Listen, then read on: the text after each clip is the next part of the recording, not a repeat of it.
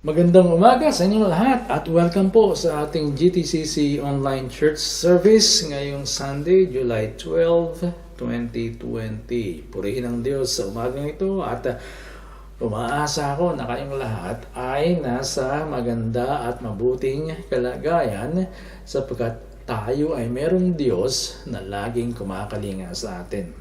So, ang Diyos natin ay napakabuti. Siya ay tapat sa atin. Hindi siya nagkukulang. Lagi siyang nariyan. So, umaasa ako na ang ating buhay, may mga experiences tayo, may mga karanasan tayo na hindi maganda, pero ang mga yan ay bahagi ng buhay na mula sa Diyos. At yung buhay na yan ay hinuhubog ng Diyos tungo sa isang magandang buhay. Hindi magiging perfect ang life dito sa ibabaw ng lupa. We have a perfect God, pero hindi magiging perfect ang buhay natin. At yung perfect God natin, siya ang kumikilos sa anumang karanasan na ating nararanasan. Sa anumang mga kahirapan na ating nararanasan, no, siya ang kumikilos sa mga yan upang bigyan tayo ng eksaktong buhay na para sa atin. No? Minsan, ang mga tao iniisip na kung meron lamang ako nito, kung meron lamang ako nun, maayos ang buhay ko. Hindi. No, hindi ganun yun.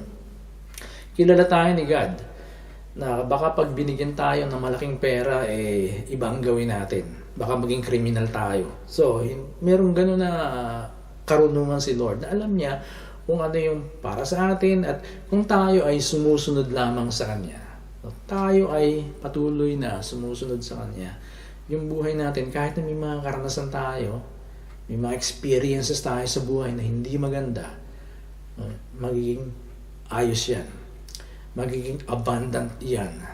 Magiging eternal sa quality yung buhay na yan.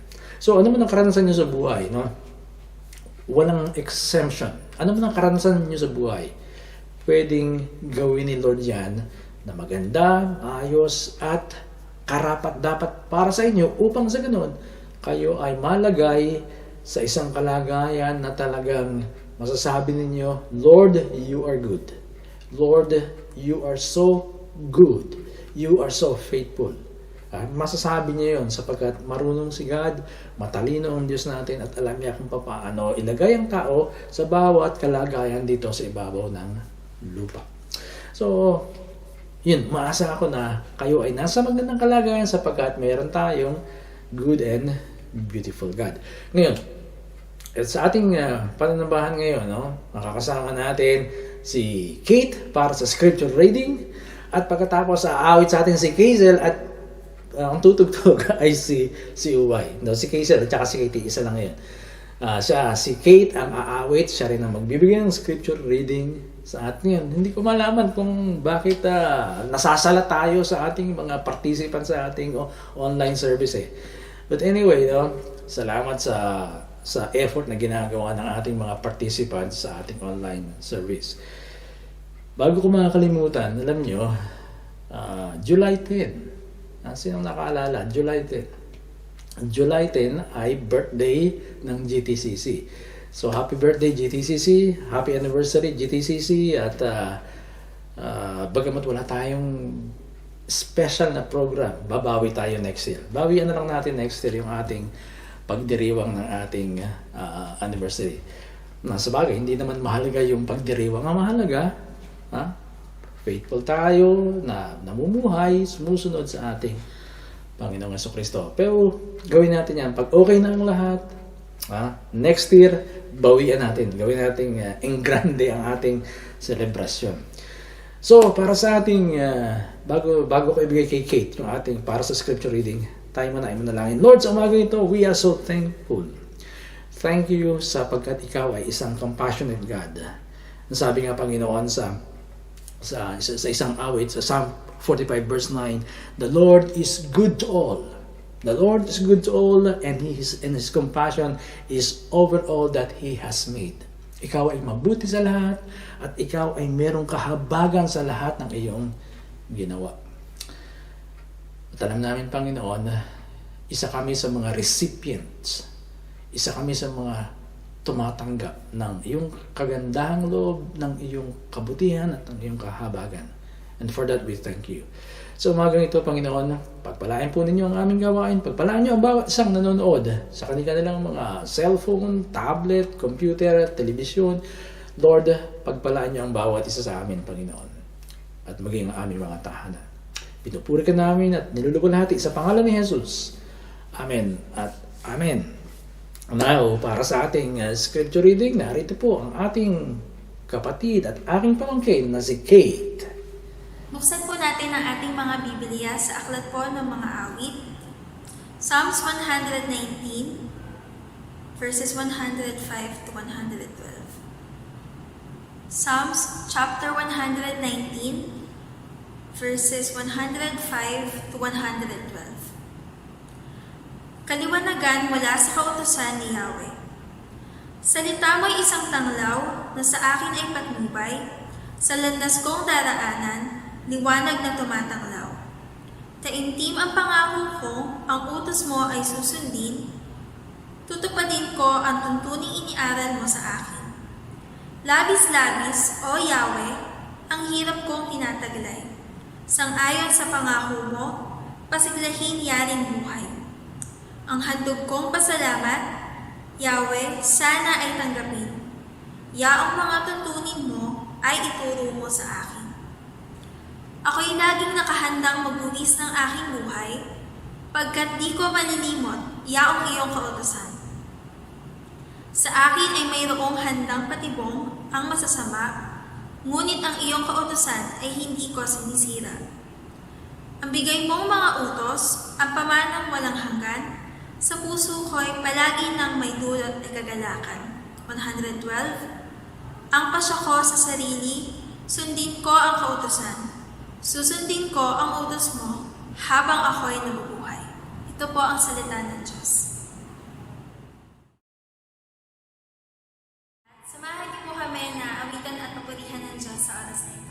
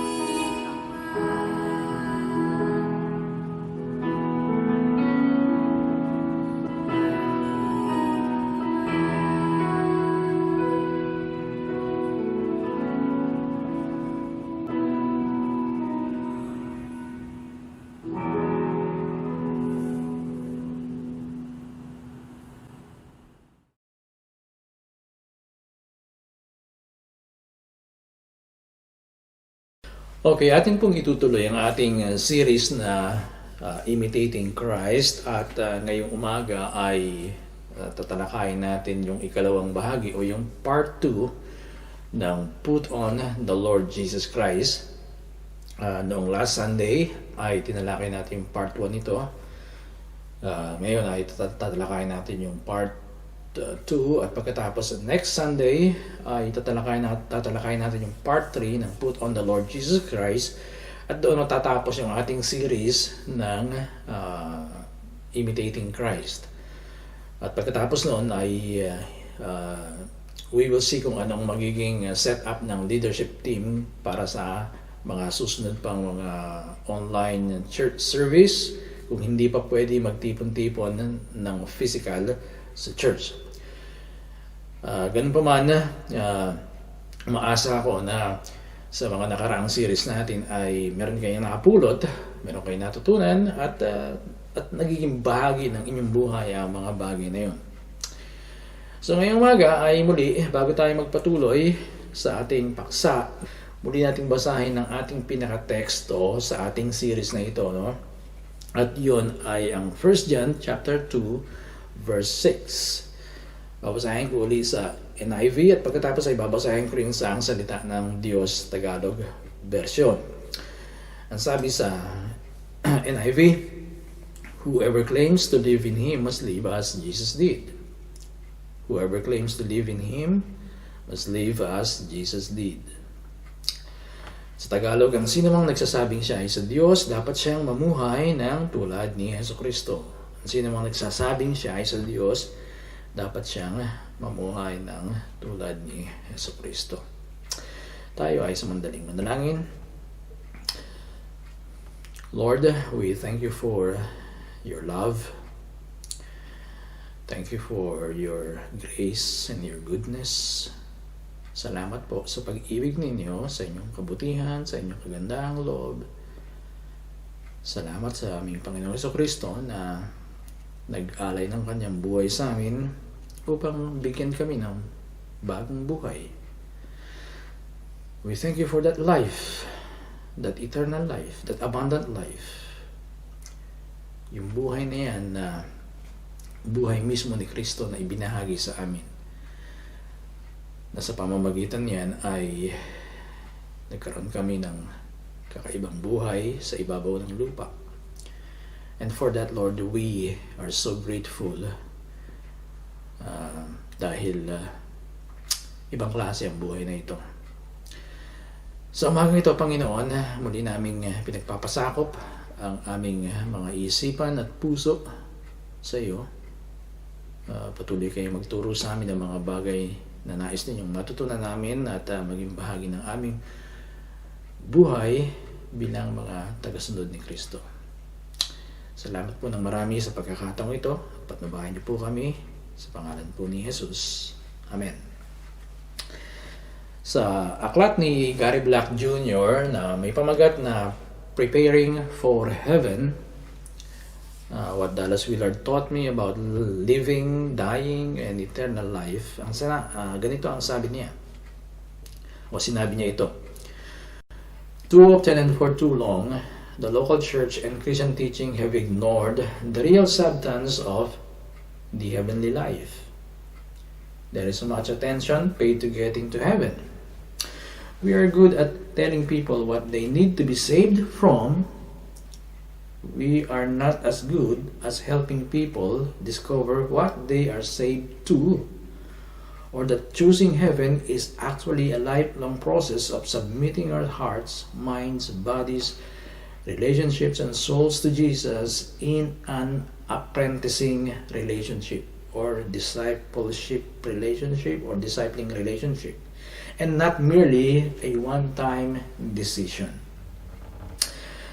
Sa Tagalog, yan sabi, mas madalas at sa mahabang panahon ang local church at ang Christian teaching ay nabaliwala ang tunay na diwa ng makalangit na buhay. Pinagtuunan ng malaki ng mga ito ang tungkol sa pagpunta sa langit.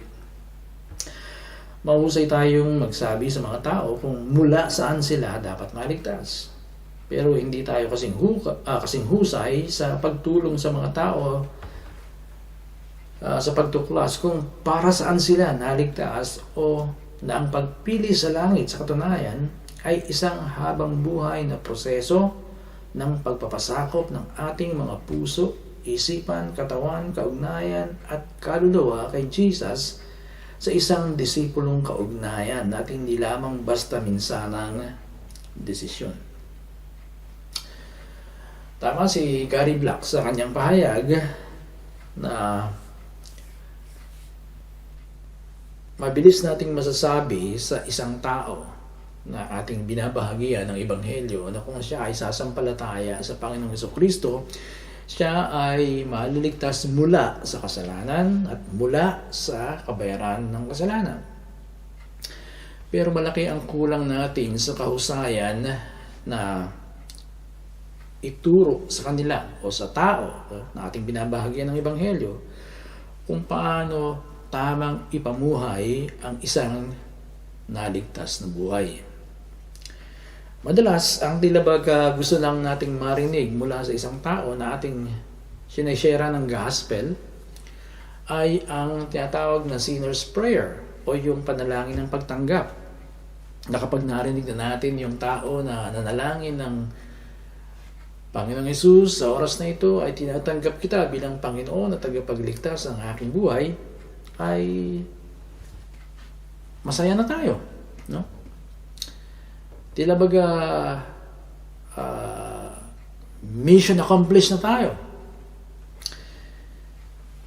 Na kino-congratulate natin yung tao sapagkat siya ay papasok na sa langit o yung kanyang kaluluwa ay sigurado nang tutungo sa langit. And we also secretly congratulate ourselves dahil yun nga, success yung ating misyon. Successful yung ating misyon.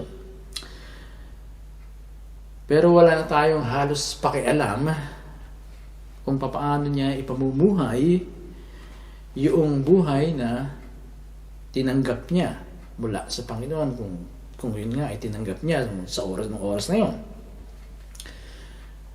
And I would say na we have failed miserably in this area. No? We are good at telling people kung paano sila maliligtas at kung saan sila dapat maligtas. Pero ang problema natin ay hindi natin sila natuturuan na kung paano sila mamumuhay o paano ipamumuhay yung kaligtasan na kanilang tinanggap, kung saan sila, kung ano ang dapat na pamumuhay na maranasan nila matapos nilang tanggapin yung buhay na pinagkaloob sa kanila ng Panginoon gawa ng kanilang tunay na pagsampalataya kay Kristo. Oo, totoong maaaring sinasabihan natin yung mga tao na yon na sila ay magbasa ng Biblia araw-araw, manalangin araw-araw, mag-umpisa na dumalo sa church, Bible-believing church, at kasama na roon yung iba pang mga gawaing Kristyano. Maaaring nasasabi natin yun, no? Pero hindi natin sila natuturuan ng tama tungkol sa kung paano mamumuhay na tumutulad kay Kristo. Ang iba naman ay panay lamang ang tira sa mga makasalanan. Ipinapangaral nila na kung ang mga makasalanang ito ay hindi magiging Kristiyano, sila ay mananatili sa kanilang mga kasalanan at pagdating ng takdang panahon sila ay parurusahan ng Diyos at ang pot ng Diyos ay ibubuhos sa kanila. Pero hindi binibigyan ng lubos na pansin ang pamumuhay ng mga taong nasa loob ng iglesia mismo na sinasabing mga Kristiyano na. Hindi binibigyan ng lubos na pansin kung paano sila mamumuhay na tumutulad kay Kristo, na siyang tunay na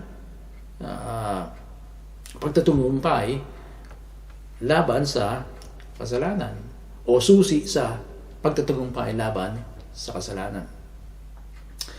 At ang kasalanan binabanggit ko dito ay hindi yung mga kasalanang malalaking kasalanan, ano? Hindi yung katulad ng immoralidad, pagpatay, panloloko ng kapwa. Hindi yun. Kundi yung kasalanan na parang anay sa buhay ng isang Kristiyano, na bagamat maliliit ay marami. Tulad ng pagkagalit, kawalan ng pagpapatawad, kawalan ng pagpapakumbaba, kawalan ng kahinaunan, pagiging makasarili, pagmamataas, maliliit na kasalanan, pero yan ang parang anay na sumisira sa dapat sana ay makakristong pamumuhay. Pero bakit hindi naging focus ng church? Bakit hindi naging focus ng church ang pagtuturo sa mga tao na pamumuhay na tumutulad kay Kristo? Yamang ang sabi doon sa 1 John 2:6 na binasa natin kanina, ang sino mang nagsasabing siya ay sa Diyos o ang sino mang nagsasabing siya ay Kristiyano. Lagyan natin sa ganun, no? Gamitin natin yung salitang Kristiyano. Ang sino mang nagsasabing siya ay Kristiyano, dapat siya mamuhay ng tulad ni Kristo. Bakit hindi naging focus ng church ang pagtuturo sa mga tao ng pamumuhay na tumutulad kay Kristo? Yamang ito ang mababasa natin doon. Ang sino mang nagsasabing siya ay sa Diyos o ang sino mang nagsasabing siya ay Kristiyano, dapat siyang mamuhay ng tulad ni Jesucristo. Hindi lamang yun. Sa Ephesians chapter 4, ang sabi, ginawa niya ito para ihanda sa paglilingkod ang mga pinabanal at para lumago at maging matatag sila bilang katawan ni Kristo. Sa ganitong paraan, maaabot nating lahat ang pagkakaisa sa pananampalataya at pagkakilala sa anak ng Diyos at ganap na lalago sa spiritual nating pamumuhay hanggang maging katulad tayo ni Kristo. Binigyan ng diin sa New Testament ang pamumuhay na tumutulad kay Kristo. Ito ang nais ng Diyos sa atin. Ito ang tunay na buhay Kristiyano. Dapat yun. Christian, tumutulad tayo kay Kristo. Sumusunod tayo kay Kristo. Hindi lamang tayo nag-church. We live the life na katulad ng pamumuhay ni Kristo. Pinamumuhay natin yung buhay na katulad ng pamumuhay ng Panginoong Jesucristo. Pero bakit nga hindi naging focus ito ng church? Bakit hindi ito naging sentro ng pagtuturo ng iglesia, yung pamumuhay na tumutulad kay Kristo? Ano ang nangyari sa Kristyanismo? Ano ang nangyari particularly sa evangelical Christianity? Kung titingnan natin ang mga worship services, no, ng mga churches sa ating paligid, sa iba't ibang dako ng daigdig, makikita natin na magaling, parang ang galing ng pangyayari doon. Talagang nandun, nag-aawitan, talagang kompleto ang banda, pati ang sa panahon natin ngayon, pati lights, talagang pinag-uukulan ng panahon. Malalaking screen, pinag-uukulan ng panahon yan. Para bang okay ang lahat. Parang close talaga kay God. Kapag nagtaas ng kamay ang mga tao, parang close talaga kay God.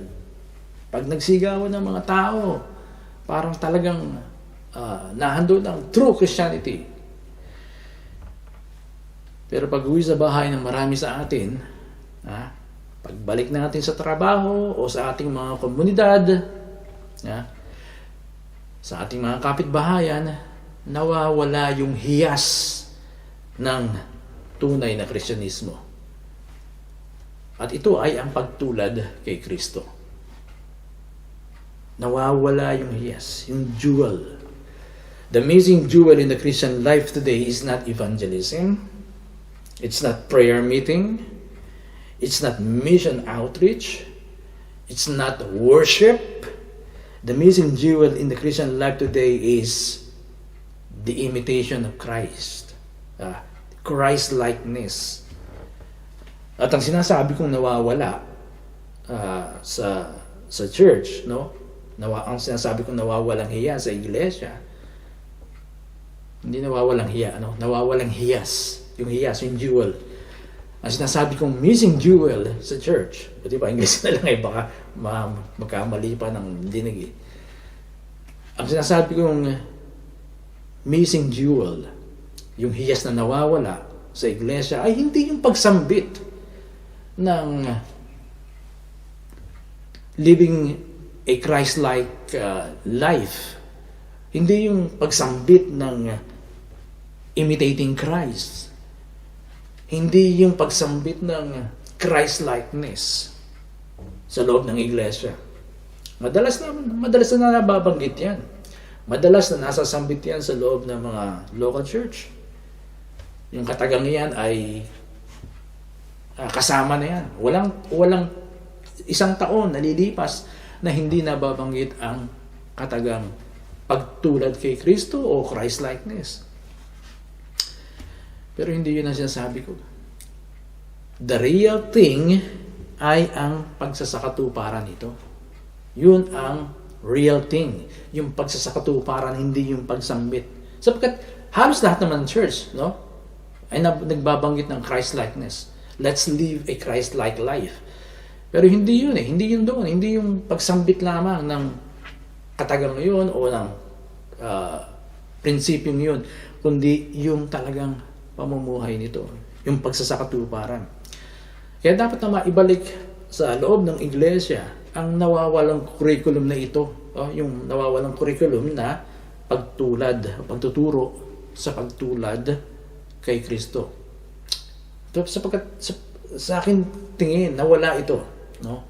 We have failed in this area na turuan ang mga tao sa loob ng iglesia, sa mga churches natin, na sila ay mamuhay ng may pagtulad kay Jesucristo na sinusunod yung 1 John 2:6 na ang sino mang nagsasabing siya ay sa Diyos, dapat silang tumulad kay Jesucristo. So yun yung dapat na maibalik sa church. Yung curriculum na nagtuturo tungkol sa pagsunod o pagtulad kay Kristo. At ang isang dahilan kung bakit nawala yung curriculum na yan, nawala yung pagtuturo na yan, no? Nawala sa maraming iglesia, ay dahil na rin na ang nabigyan ng pansin ay ang tinatawag na sin management approach to the Christian life. Yun ang nabigyan ng diin at inang nabigyan pansin. Anong ibig sabihin ng sin management approach to the Christian life?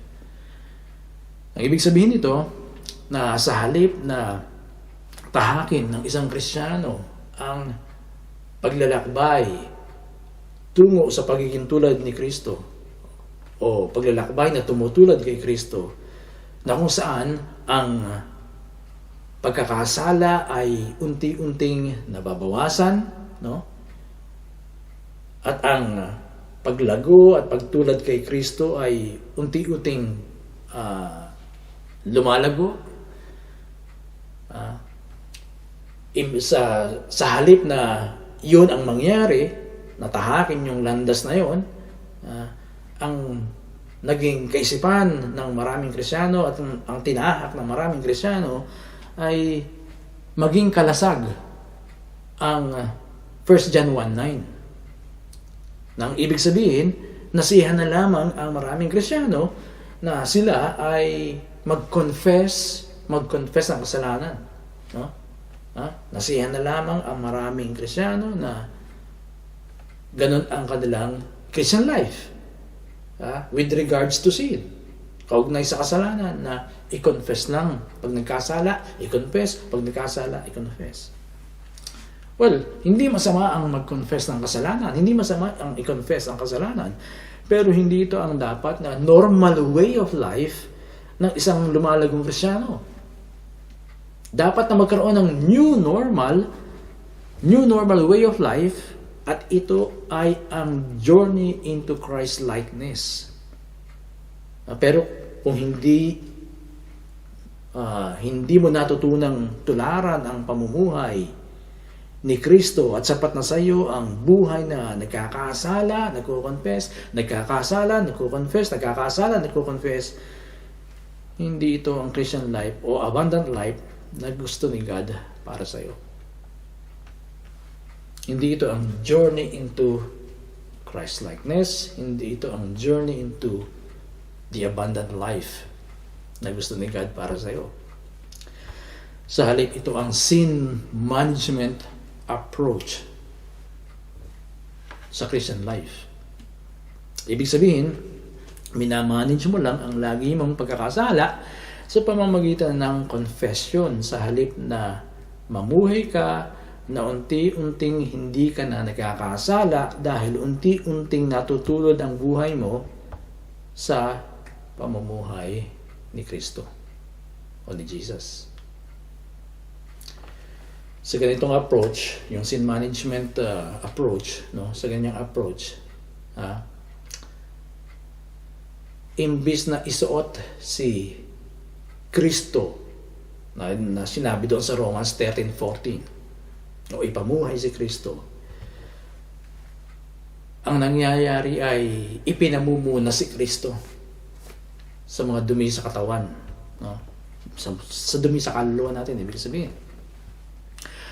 Parang naging tuwalya si Kristo na kapag meron tayong dumi, kukunin natin at pupunasan natin yung mga dumi. Lalarga na naman tayo. Pag tayo nadumihan naman, kukunin naman natin yung tuwalya na yan, na Kristo ang pangalan, at pupunasan naman natin. Lalarga na naman tayo. Pag nadumihan naman tayo, parang yun ang naging role ni Kristo sa buhay natin. Sa halip na isuot natin siya, na nagbibigay sa atin ng kapangyarihan na hindi na nadudumihan ng kasalanan. Hindi ko sinasabing magiging perfect. Kaya nga sinabi ko kanina, yung pamumuhay na unti-unting nababawasan, unti-unting hindi ka na nagkakasala. Dahil tumutulad na ang iyong buhay, lumalago ka sa pagtulad sa buhay na Jesucristo. Huwag natin gawing parang tuwalya si Jesus. Sa halip, gawin natin siyang isang parang damit na katulad ng sinabi doon sa Romans 13:14. Ano ang sabi doon?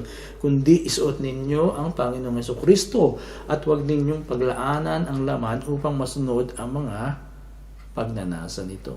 And in our last study, no, sa nakaraang pag-aaral natin, sinabi ko na ibig sabihin ng isuot ninyo ang Panginoong Jesucristo ay let Jesus be your life. Maging buhay o pamumuhay natin si Jesus. Sa halip na mamuhay tayo sa makalamang bugso ng ating damdamin at makalamang pagnanasa o sa mga makasalanang gawi ng pamumuhay. At binanggit ko rin na mangyayari lamang ito sa buhay ng isang tao kung siya ay mayroong interes na tumulad kay Jesus. Mangyayari lamang yun kung siya ay mayroong interes na tumulad kay Jesus. Mangyayari lamang na isuot niya na maging buhay niya si Kristo kung mayroon siyang interes na tumulad kay Jesus. At pangalawa, kung siya ay nagiging super close kay Jesus sa pamamagitan ng pagsasagawa ng spiritual training.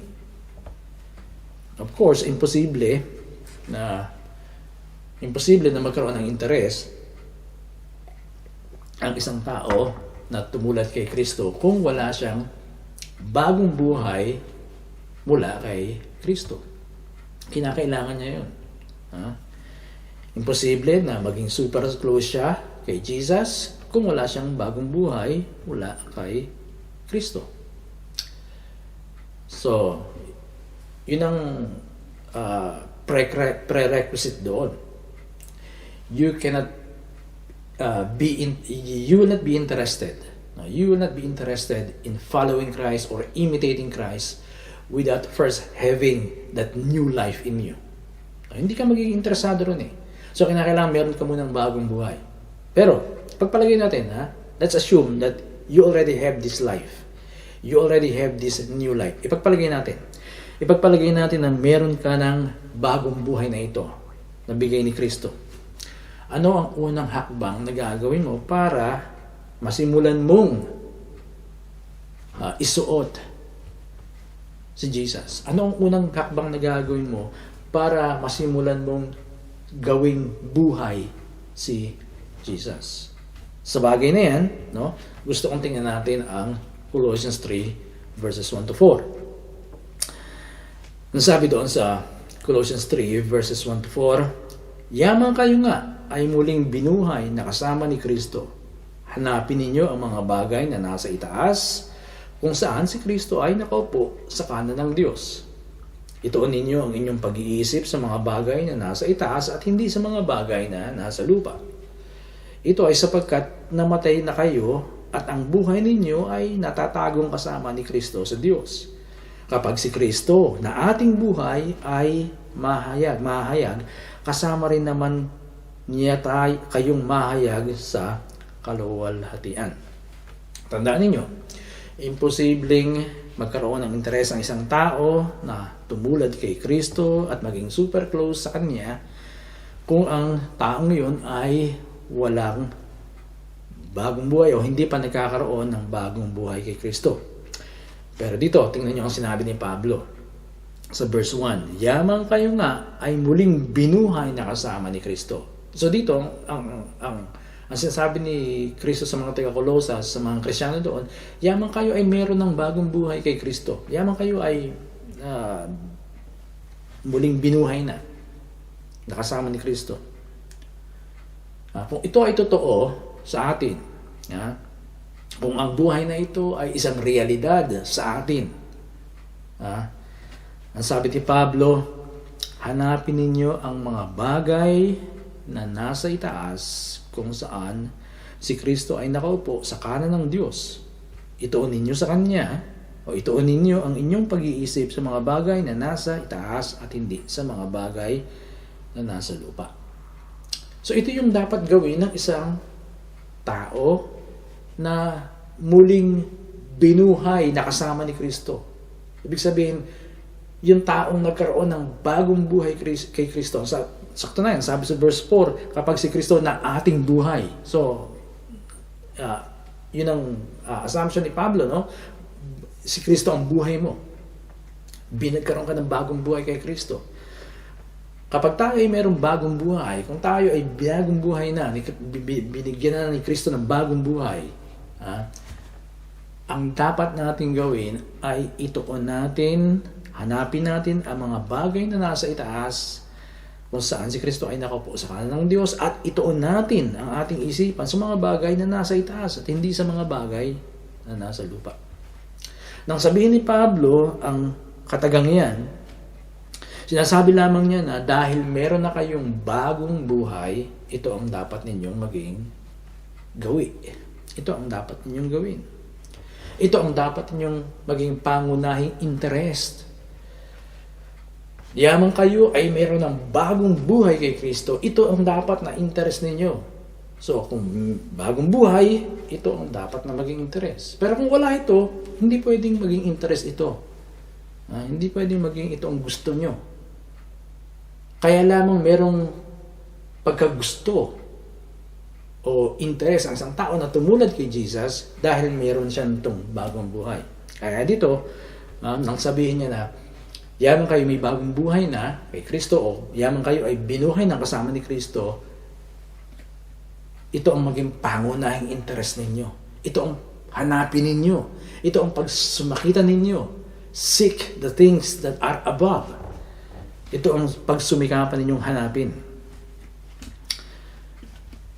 Maging pangunahing nasahin ng inyong puso ang mga bagay na ito.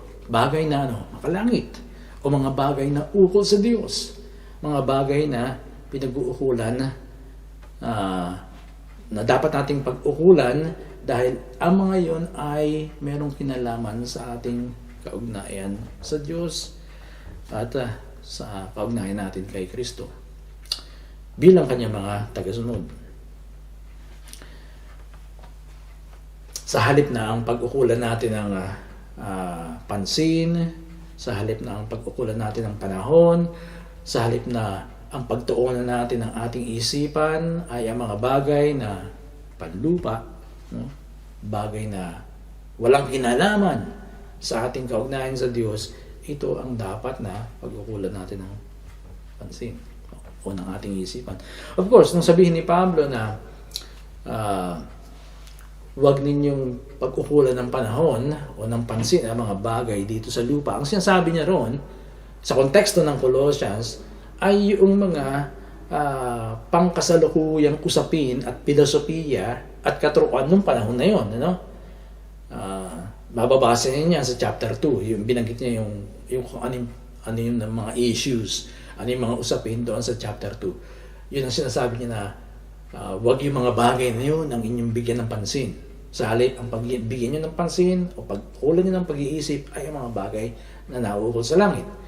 So, sa konteksto ng Colossians, ang sinasabi niya ay yung mga pangkasalukuyang usapin, filosofiya at katuruan ng panahon na yon. Pero sa ating panahon, iba ang usapin, iba ang pangunahing pinagkakaabalahan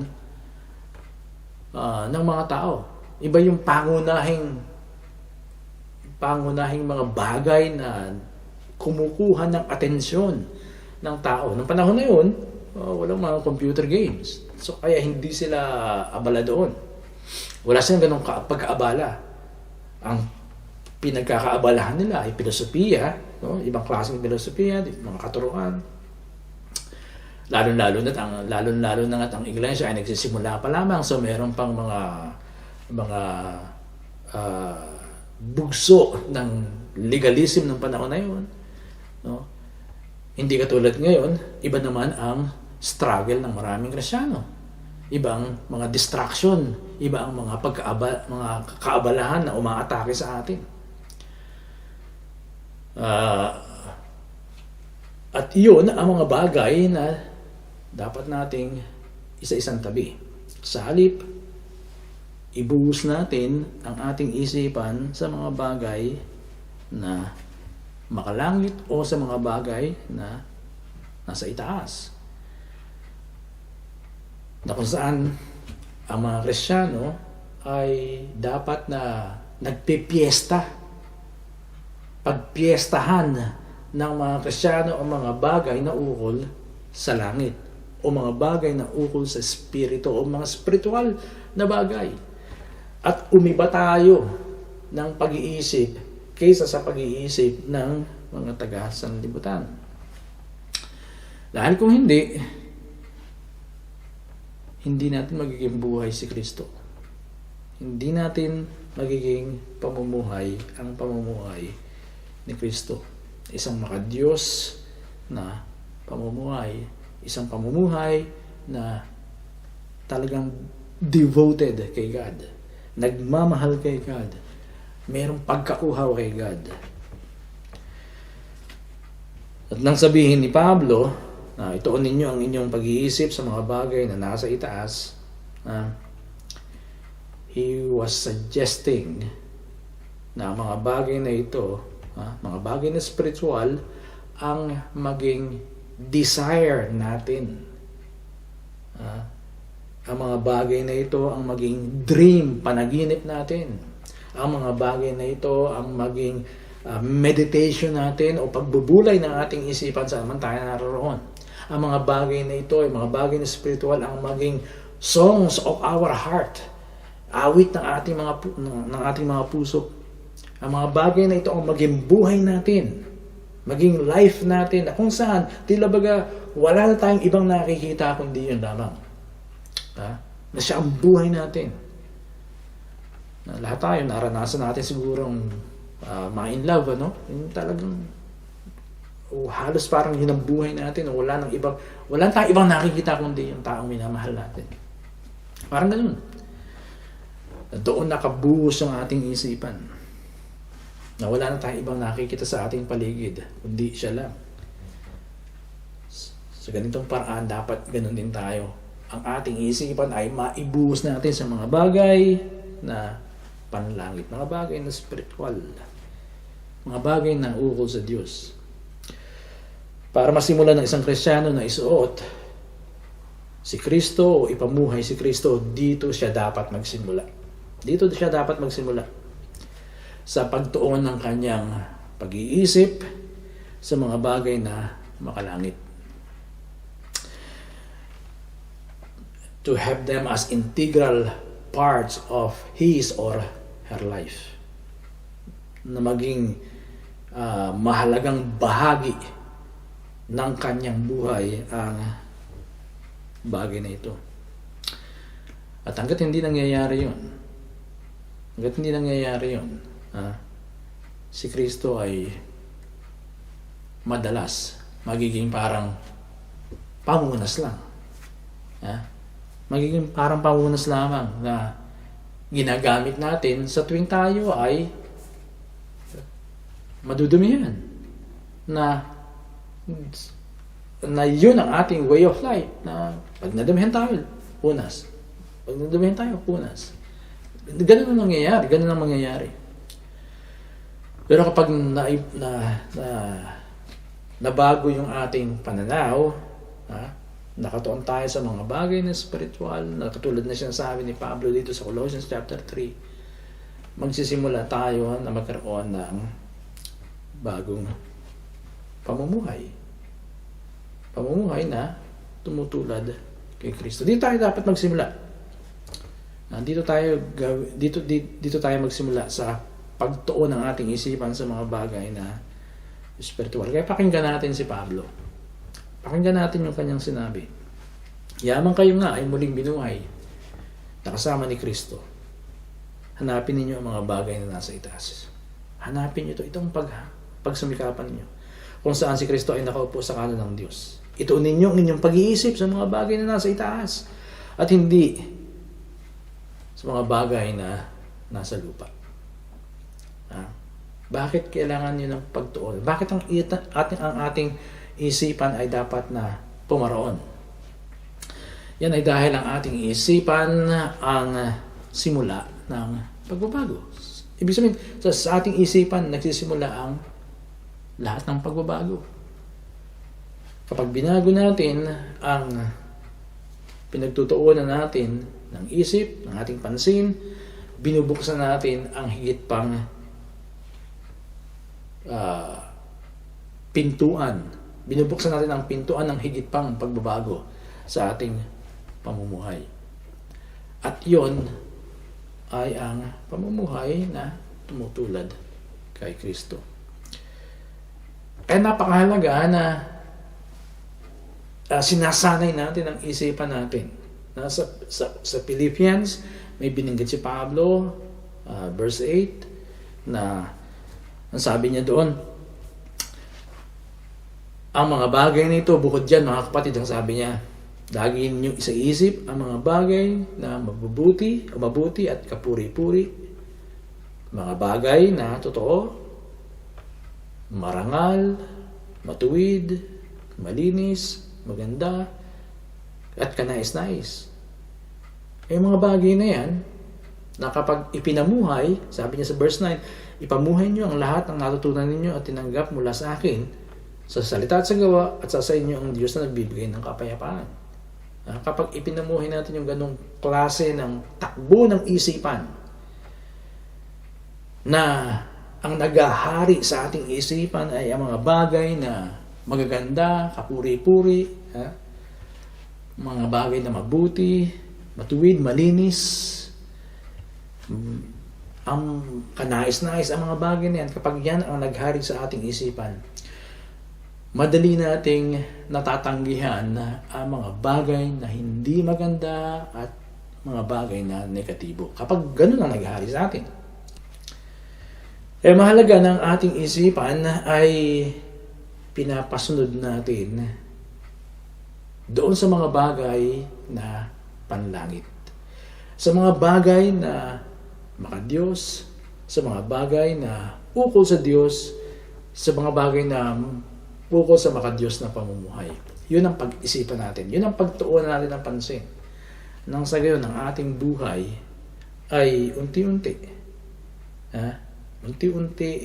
na isinusuot o ipinamumuhay sa Jesucristo. Na yun ang pinakalayunin natin. Sa susunod na linggo, titingnan natin, ano bang klaseng buhay ang dapat na maging buhay ng isang Kristiyano? Saan ba siya dapat umiwas? Ano bang pamumuhay dapat meron siya? Yun ang tatalakayin natin sa susunod na pag-aaral natin. Tayo manalangin. Lord, sa pagkakataong ito muli ay aming pinapasakop ang aming mga puso sa iyo. Ituwid mo ang aming mga maling kaisipan. ituwid mo ang mga mali naming pangangatuwiran at sa halip, tulungan mo kami, Panginoon, na ang aming mga isipan ay maituon namin sa mga bagay na tama, maganda, malinis, mga bagay na makalangit, Panginoon, upang sa ganun ang aming buhay ay unti-unting matulad sa buhay ng aming Panginoon sa Kristo, sapagkat sa isipan nagmumula ang lahat ng pagbabago. Nais namin na doon manatili ang aming mga isipan sa mga bagay na makadiyos, makalangit, mga bagay na magaganda at banal. Salamat po sa pagkakataong ito, sa pangalan po ni Jesus. Amen.